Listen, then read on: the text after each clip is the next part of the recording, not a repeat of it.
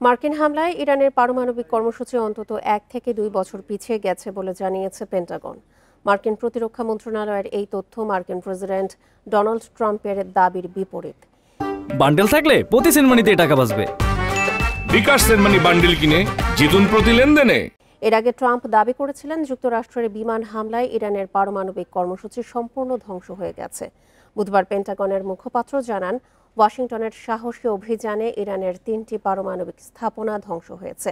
বলেন, অন্তত 1 থেকে 2 বছর তেহরানের কর্মসূচি পেছাতে সক্ষম হয়েছে যুক্তরাষ্ট্র।